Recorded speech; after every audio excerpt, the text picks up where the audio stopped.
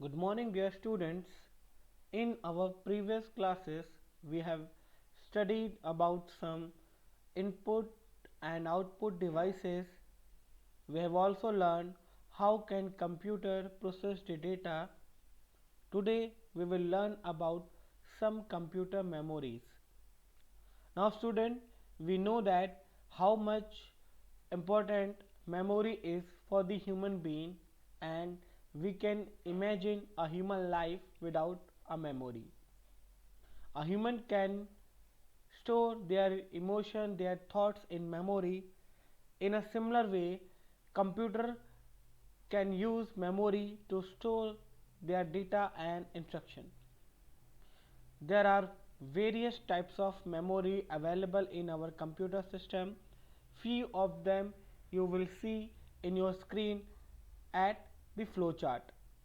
Basically, computer memory is divided into two parts. One is primary memory and second is secondary memory.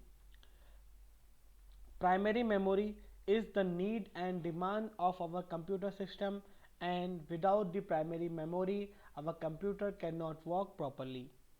But the secondary memory is the optional memory.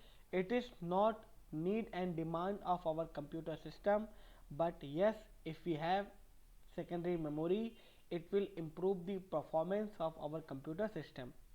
So basically we have two types of primary memory, RAM and ROM, which are very popular, and the secondary memory have two types, sequential and random. Magnetic tape and gramophone record are the examples of sequential memory access. Now students, I hope you have seen the magnetic tape device in your childhood. It is a cassette in which you will see a tape which have a magnet coat. And random access devices that we use nowadays like CD, DVD, hard disk, floppy disk, pen drive and memory card. Okay, so today first of all we will learn about RAM. There are basic 4 points in RAM. RAM stands for random access memory. It is a volatile memory. It is used for temporary storage, and we can use RAM for read and write both. Okay, so now students, what do you mean by volatile memory? Volatile memory is a memory which can store the data only till the power supply is on. If the power supply goes off, volatile memory will remove the data. Okay, so all in all we can say volatile memory is current loss, data loss, because it is storing the data only till the power supply is on. Okay, now students, suppose you are typing something and you have typed 3 to 4 lines and you are still typing, we have not sent the message yet, and suddenly your mobile gets off. When you switch it on again and tell me, are you able to find that typed message? Yes or no? Answer is no. Why? Because whenever you are typing that message, it is stored in RAM. Unless you don't click on the send button, it will remain on RAM. When you click on the send button, that message will transfer from RAM to ROM. Okay, now there are basically two types of RAM. Full form is very important: SRAM and DRAM. SRAM stands for static random access memory and DRAM stands for dynamic random access memory. Now what is the difference between SRAM and DRAM?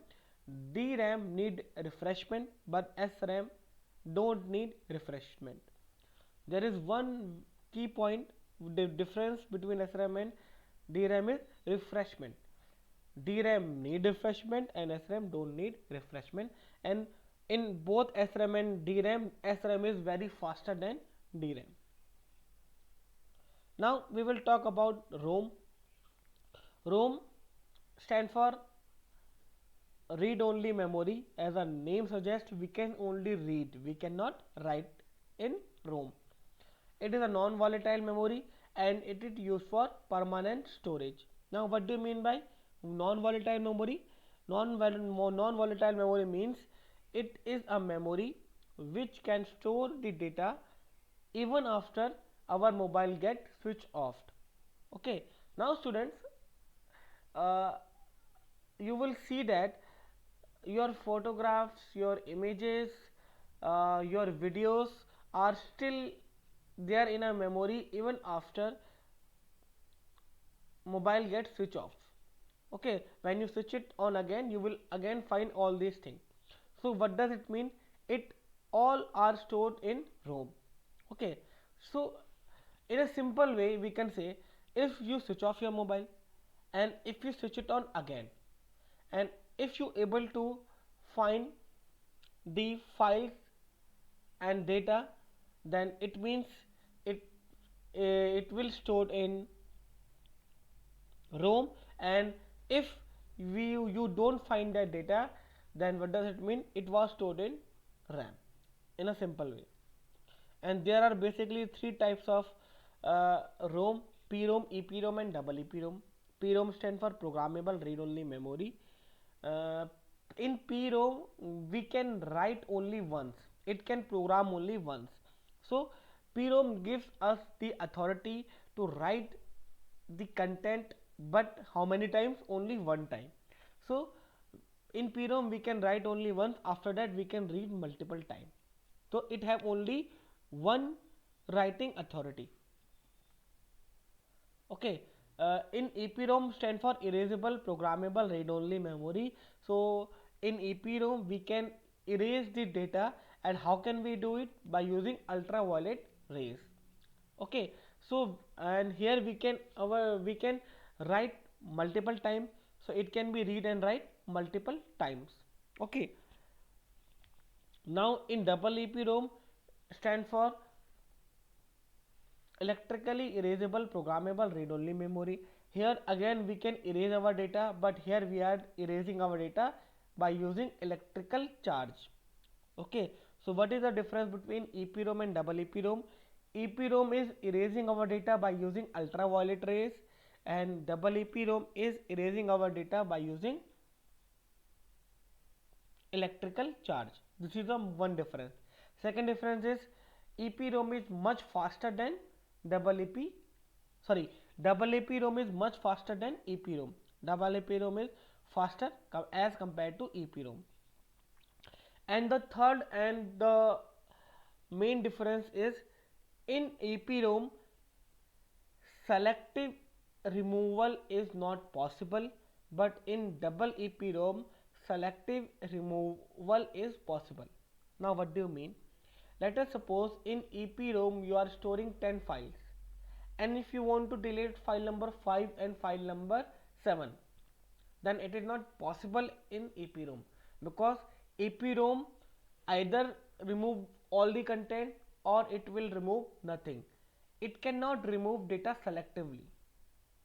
Okay, but in double EPROM we can remove file number 5 and file number 7, because in case of double EPROM it is possible to remove the data selectively. Okay, so this is all about the RAM and ROM. That's it for today, students. Keep learning. Thank you.